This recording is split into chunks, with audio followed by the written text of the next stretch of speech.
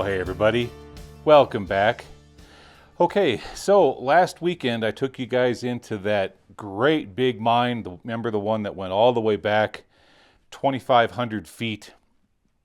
Yeah, I don't want to give you guys two colonoscopy episodes in a row.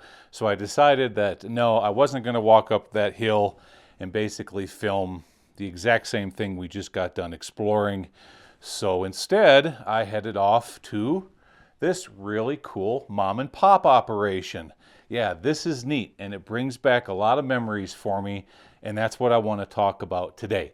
So welcome to Story Time with Gly Coolness. The year was 1990. I just graduated from high school, and I was still working at Arctic Circle Hamburgers in Lander, Wyoming. And I had been flipping burgers at that place since 1987.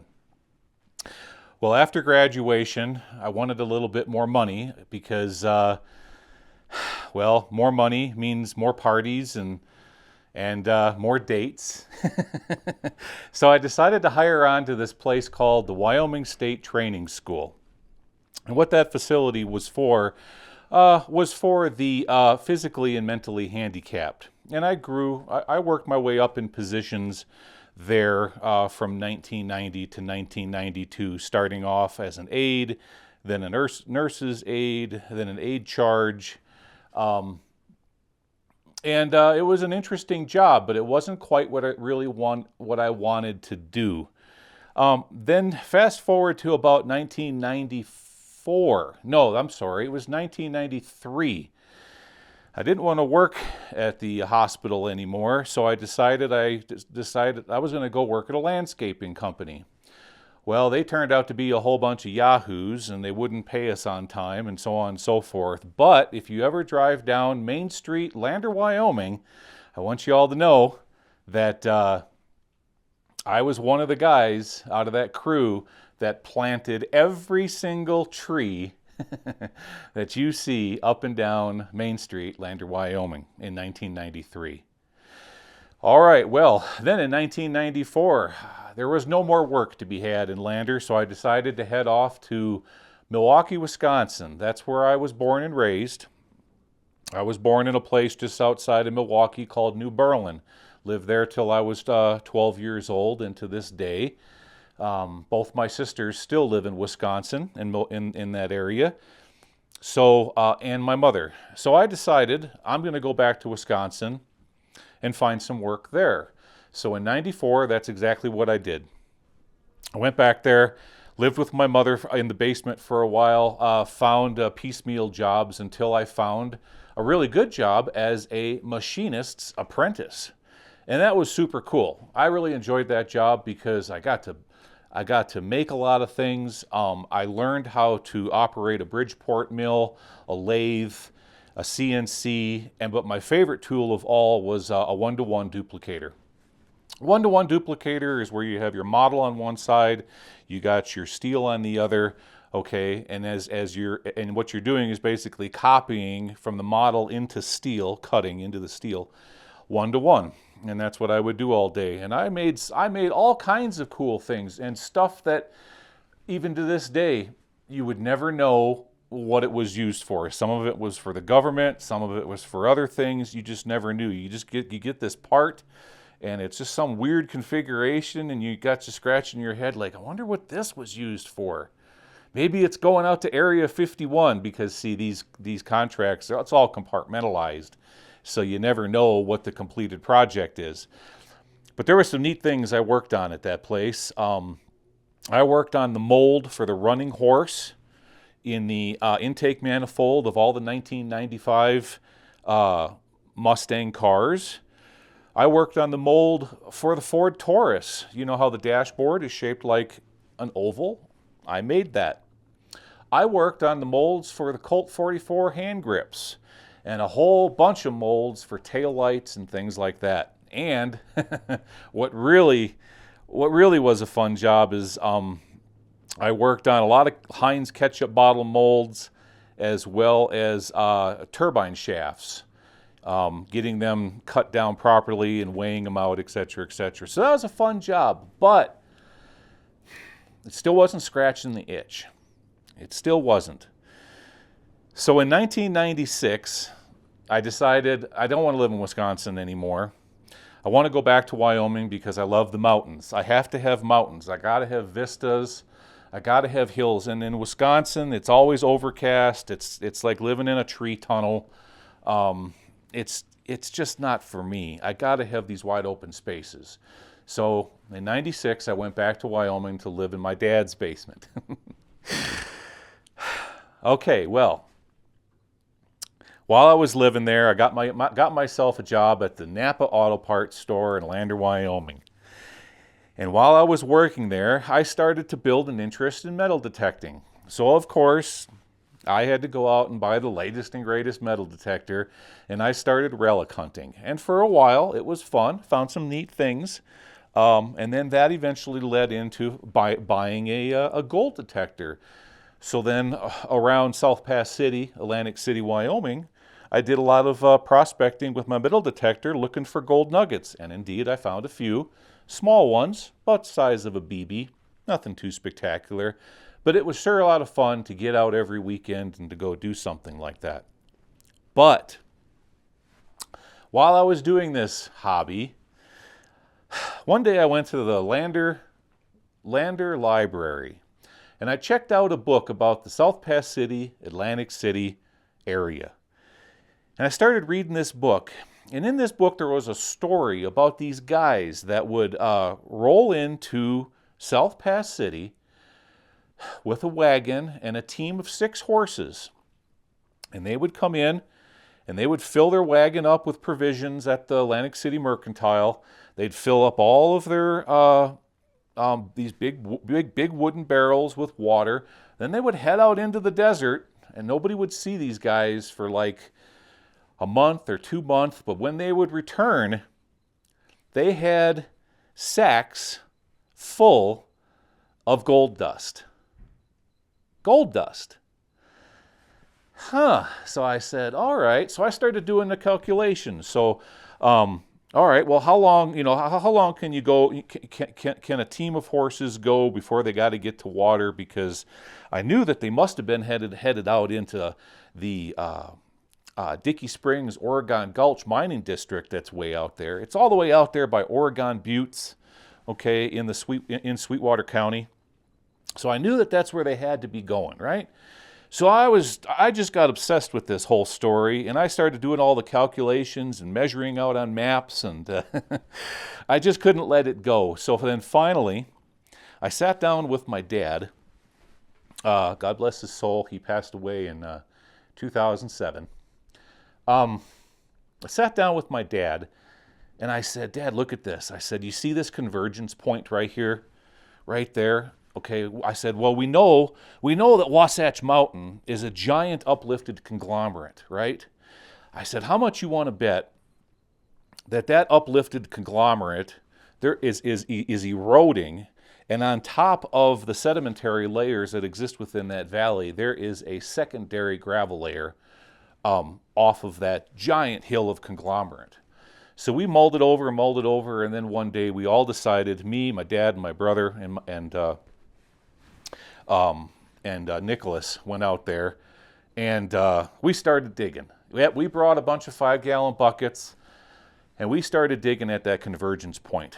Well, of course, as we got down deeper and deeper, we weren't hitting nothing, just a bunch of topsoil. But eventually, shovel after shovel, clank, we started getting into gravels.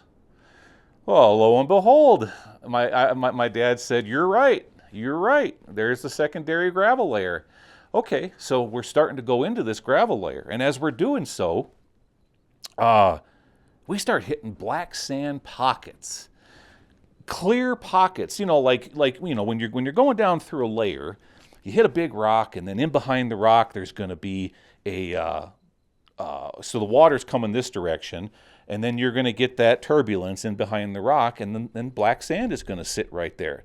So we were literally taking screwdrivers and a gold pan and put it right up to the black sand pocket, and then take a screwdriver and pull out the black sand into the, okay, then put some water and start testing it out, and lo and behold, here's a speck, and there's a speck, and there's a speck.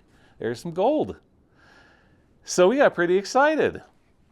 Well, excitement turned into investment as the gold, because you guys know when the gold bug bites, it bites hard. So the next investment was a sluice box.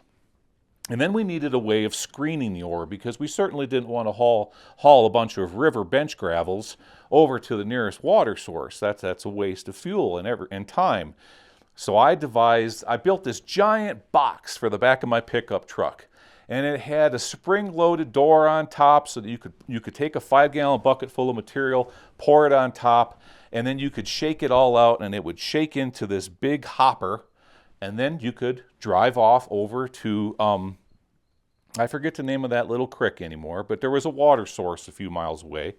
We could drive over there and then start running through the material. And that's exactly what we did. So we went back to the hole. Now by this time, the hole was about the size of old Bob. And so we just keep, raking into that gravel layer, raking into that. And my dad, now this is springtime, and my dad is up in the bed of my pickup truck, and the springtime prairie winds are blowing, and it's cold, and then sleet starts to come down and blowing some more, and my dad's up there, he's shaking that box, and he's got snot sickles running out of his nose, but he's got a cigarette in the corner of his mouth and a big smile on his face. I mean, he's just loving what he's doing, So then we fill the box and head off over to the creek, set up the sluice box, and of course, as family always does, guys, we argue and argue and argue about, what the angle of the sluice needs to be and how much material we need to. I mean, we're total novices. We don't know what the heck we're doing, right? But it was fun anyways. So then the argument turns into, shut the sluice down. We need to see what we're getting. And I'm like, I keep telling them, guys, no. You don't need to shut the sluice down right now. We're not into any kind of clay. Okay, it's just loose wash gravels and black sand. Just keep running it. So I convinced everybody to just run. I think it was like 26 or 56 5-gallon buckets that was screened down 1/4 inch minus, right? So we got to dumping all that through, and now for the big moment, right? So, all right, okay, turn off the pump. We turn off the pump. Now up in the head of this little Keen sluice box is a nugget trap. And then of course, you got your riffles. So once we shut the water off, everybody, like a bunch of gophers, looking in a hole, looking in that box, all excited, right? Looking in there. I couldn't believe what I was seeing. Nobody else could believe what they were seeing either. The whole head of the sluice box was just full of gold. We start jumping around and yipping and yawing and yahooing, and like you've seen in the Hollywood movies where the guys are rolling around, they just struck it rich, they're rolling around on their backs, they're toasting their beers. We were doing the same thing out in the desert that day. It was so much fun. It's a memory I'll never forget. What a good time. Well, now what? Well, now we found gold. Here we are. I found the general location where those guys were going out and finding all that gold dust, because that's exactly what this was. This was flour gold.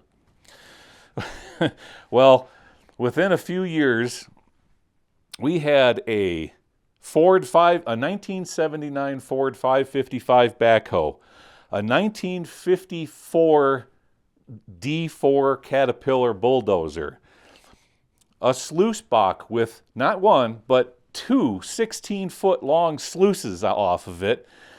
And thank you very much, Keith Cady, God rest your soul. What a great man, Keith Cady. He's the guy that inspired me all of my prospecting. Okay, if I had to contribute my love of prospecting and finding gold and all that stuff, it all goes back to Keith Cady. Keith, I know you're looking down at me right now. I hope you found a big old gold nugget up there. Yeah, so So then we had to go through the process of obtaining what's called a small miner's waiver. We didn't want to be a large mine because a large mine, well, oh boy, a whole lot of regulatory goes into that. But under the small mining waiver, we only had to comply with a few regulatory agencies like the BLM, the DEQ, okay, go through that whole process.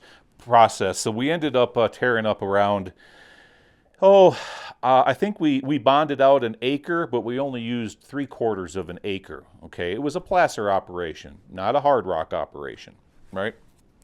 So, where did it go from there? Well, we bought a 10-yard-per-hour trommel from Mr. Cady and got our whole operation set up. So this was a pilot plant is what they call them, just 10 yards per hour, but it was perfect for a family operation. So we ran that thing until, I think from 1996 until 1997 going into 1998, because see, that's when I met up with the owner of the fireworks company, and so I hired on, started working with fireworks and explosives and all that stuff, and that's where my career started in the fireworks business, was right then and there. I think, as a matter of fact, now that I think of it, my first day on hire was September 1st, 1997, and from that day forward, I put in 20 years at that place. But anyways, we're not here to talk about fireworks. We're here to talk about gold. So as I started kicking off things working for the fireworks place, my brother continued working at the mine. And he went out and bought himself a big water truck. So now we could haul water from the Sweetwater River, okay, out to our site, and we created a big recirculating system, because out there in the red desert, there ain't no water, guys. There's no water at all. So you have to haul water. So whenever I could get a break, I would go out there, help my brother out, and I would haul water, because at that time I had a CDL. I was a truck driver. So hauling, big trucks weren't a big deal for me. So I would haul water, my brother would operate the plant, and then he kept on operating that plant off and on until 2004. So, in closing, you all probably wondering, so how much gold did you get? Well, the site is no more, guys. It's all been reclaimed. We wanted to get our bond money back from the various agencies, and in order to do that, we had to completely clean up the site. We had to contour it. We had to put back in place ditches for water runoff, and then we had to plant grass. So now there's nothing out there. All it is, if you look at it from Google Earth, all you're going to see is a rectangle with grass growing on it. That's it, okay? So, how much gold? Well, my brother basically has oversight of all of the operations, and he probably wouldn't be too pleased with me telling you guys how much gold we pulled off of that property. So I can't tell you, okay? I can't tell you guys. But it was enough to cover some expenses, okay? It was enough to keep some of it in a bank vault for a rainy day, if you know what I mean. And it was more than enough to create life-lasting stories and memories that will last for the rest of my life, because some of the moments that we spent out there in the desert together were probably some of the happiest moments of my life, especially out there with my father. And that's why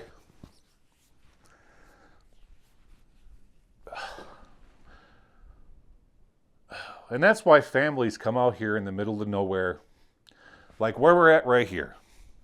This is the same kind of situation.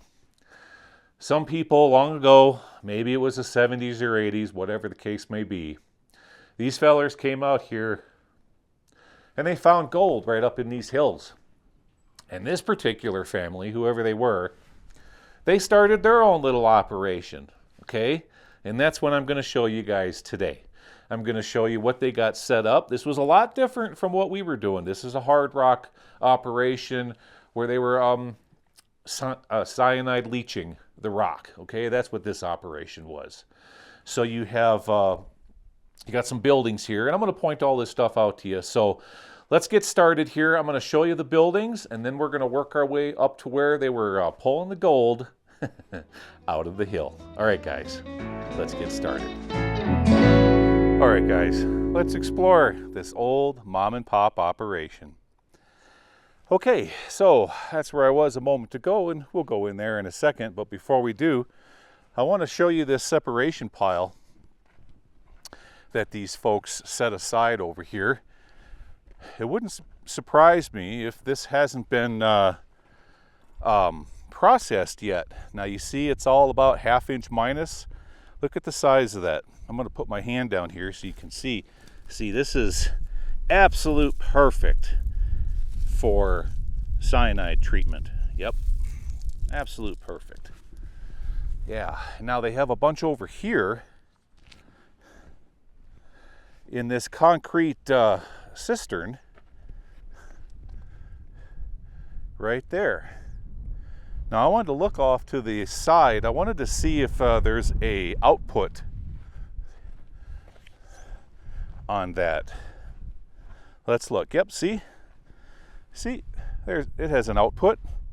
Now what the output is for is so when you start treating that with cyanide, then the output is going to run off this direction through a PVC pipe, okay, and down to that building right over there to be processed.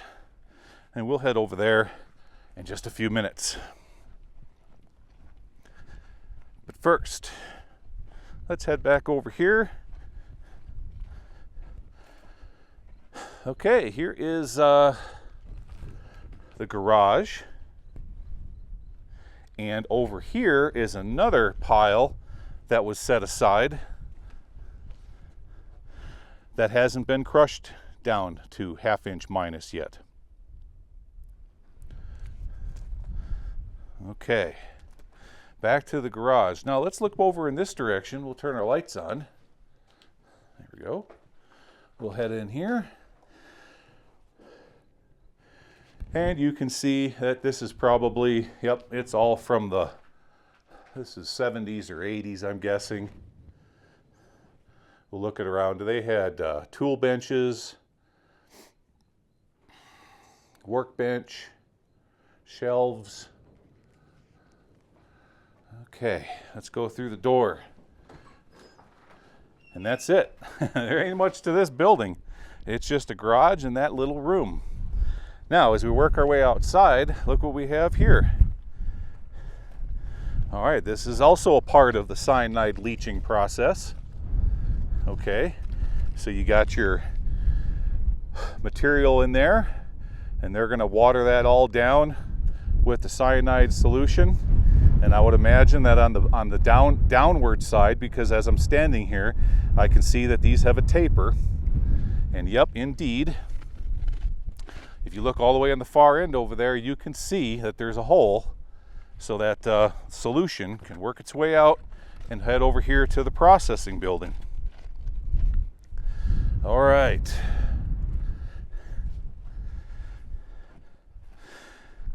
Now as that starts to leach out this direction, it's also carrying with it a lot of fine silt material. So I would imagine we're going to see our cyanide basin here filled with silt, and that is exactly what we're seeing. See that? Right there. And the barn door is slapping back and forth in the wind. Yeah. Now you see all the white stuff on top of it? Well, sometimes what they do to neutralize cyanide is they'll use, I believe it's bentonite. No, not bentonite. Not bentonite. That's clay. Give me a second, I'll come up with the word. Let's walk over this direction.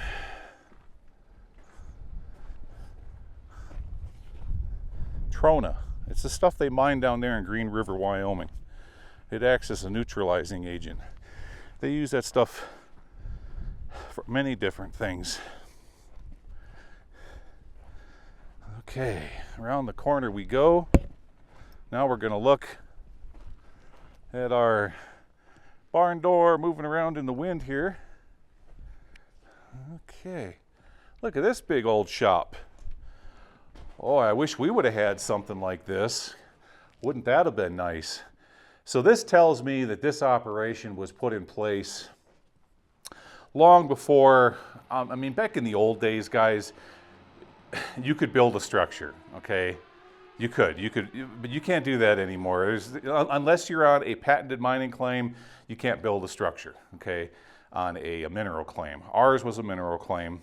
That's more than likely what this place was, but this was back in the time when you could do things like that. That's why we have a structure here. Let's look around. So they had a little wood-burning stove here to heat up the shop, because right up there is the chimney pipe. Now over here, look at here, we got a great big packrat nest. Look at this thing. Yeah, he decided, hey, these stairs make a great packrat nest. Yeah, look at all the things he's collected in here. Look at there's the end cap for a drill bit, a mouse trap. Hey, look at that right there. Look at this. Look at this. You know what that is, don't you? That's used for sucking up mercury. Those things work great for sucking up mercury. No, guys, I know what that is. Ew. Yuck, I can't even believe I touched it. That's just disgusting. Let's look at it from this way. Yeah, that packrat, he collected all kinds of stuff, didn't he? All right, turning around. I gotta go wash my hands now. Okay, out the door. And around the corner here. Let's see what we can see. We'll go out this way. I just stepped over a huge pile of shotgun shells. And looking at it from this direction. Here we go. So what a cool little operation. Just think of the hopes and dreams, just like what we had finding gold out here with your family. I'm 100% certain that these guys have just as many awesome stories as I have. That's why I like, when I find places like this, it really hits home with me, you know, because I lived it. And guys, if you ever get the chance, if you ever get the opportunity to head out somewhere and do something like this with your family, I highly recommend it. It's just, it's a lot of fun, is what it is. All right, well, that's it. That's it for the site. What we're gonna do now is head over to where they were pulling the gold, or pulling the rock out of the hill. Yeah, we need to go take a look at the mine. Let's do that. I'll see you up there. All right, guys. Well, I just drove up the road 200 yards. That's it. That's as far away as the mine is. Now here it is. Let's turn the camera around. See the condition? Look at how much it's all slumped in now.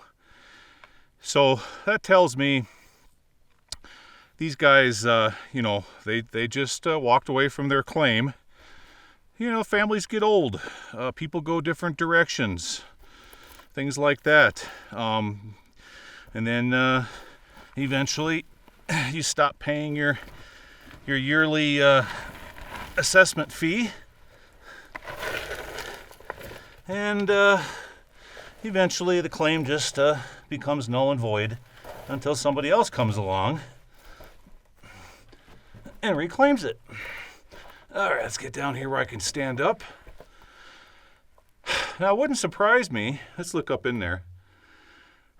It would not surprise me if these more modern day prospectors started excavating this ore from what used to be an older abandoned mine. Here we got a cardboard box. Yeah, Atlas explosives.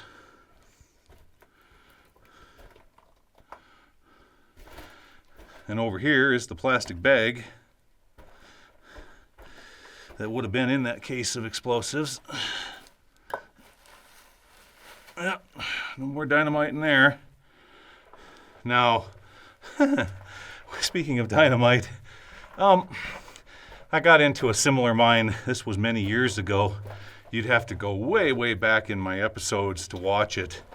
But it was a similar operation. They were doing their thing in probably the 90s. And they left 2 cases.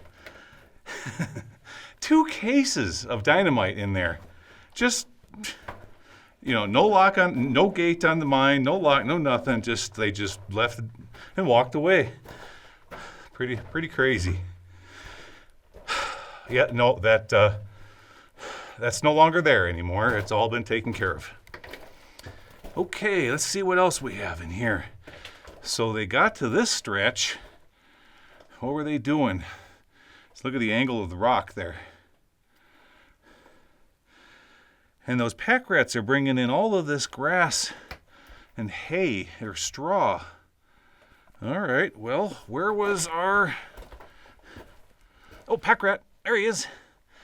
Well, what are you doing there, Mr. Packrat? Hi. Yeah, it's been a while, huh? Been a while since we've seen one of you. Are you just gonna give yourself a bath and scratch your fleas? Is that what you're gonna do? Oh, yeah, don't forget, gotta get behind the ears. Up there, but yeah, you gotta get the eye boogers. Get those eye boogers out of there. Yeah. All right. Okay, well, we're just gonna follow you, Mr. Packrat. Yep, we are. Let's just follow you. You're so cute. What's your name? You're so cute and fluffy. You look kind of like, let me think here.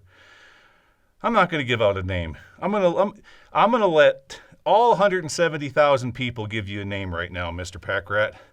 That's right. There's 170,000 of you that are looking at you. Okay, we need names in the comment section. You're not too skittish, are you? Look I'm only 4 feet from you, and you're just like, hey, what is this? It's an alien. I've never seen anything like it. He came into my house and he started talking to me. Yeah. It's a funny thing, guys. Animals, all my life it's been like this. Maybe it's the tone of my voice, maybe it's the aura I put off, but look at he doesn't care. Look at here, he's down by my feet. He's like, I've just been good with animals that way. All right, now, can I get past you, or are you going to keep going deeper and deeper? All right, we'll keep following you. Oh, I know what this is. This is what's called a packrat showing. Kind of like if you're hunting for real estate and you go for a showing. Is that what this is? Yeah. I'm having more fun with the packrat than I am with the mine, guys. All right, what's up here? Oh, I found your house. Okay. Do you got babies up here? Do you got babies? You got babies? Look at you. This is great. This is great. Hey, thanks for showing us your house. Okay, I'm going to get a close look at it now. All right, guys, this is the end of the mine. This is as far as they went. Okay, I'm going to leave you alone. You have a nice day. It was nice to meet you. All right, let's turn around here. That's it. That's all that this one has. No ore chutes, no stopes, no winzes. Just a straightforward punched in haulage at it. And that's it. So maybe those guys were bringing material from another location. Because this can't be it. There's no way. It can't be. Yep. Got to be coming in from another location. All right. Well, I'll just take you with me as we head back out of here. I like that little packrat. He's a friendly little guy. Oh, here's his nest. Right here. Right there. Look. Or at least one of them. Right there. Yeah. Friendly little guy. Okay. All right. Well, back outside. Here we are. Just like that. And that is it. All right. Let's head back over here to old Bob. At least now we know that they were bringing that material in from another location. Yeah. There. All right. Well, that was fun. I hope you guys enjoyed this episode. Let me put the camera right over here. There we go. Make sure it's pointed in the right direction. It sure is. Okay. Yeah, that was fun. I'm glad you guys enjoyed that.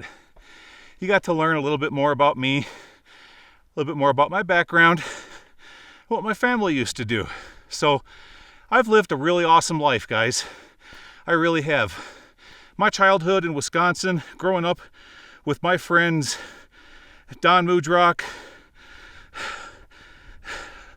Tommy, Luke, up until I was 12 years old. God, we had so much fun exploring all those old houses. Remember that, guys? Remember exploring all those old creepy houses? Then, of course, I moved out to Wyoming, and that's when the whole world opened up for me. All these wide open spaces, all the caves of the Wind River Mountains. And then eventually I got into prospecting, and then prospecting. Got into a fireworks business, big fireworks career. Fast forward now, semi-retired, out here and about, doing what I love again, and bringing it all to you good folks. And I absolutely love what I do. Guys, thank you so much for coming along with me on another fun weekend, and I'll see y'all again next Saturday. Okay, take care, everybody. Bye-bye.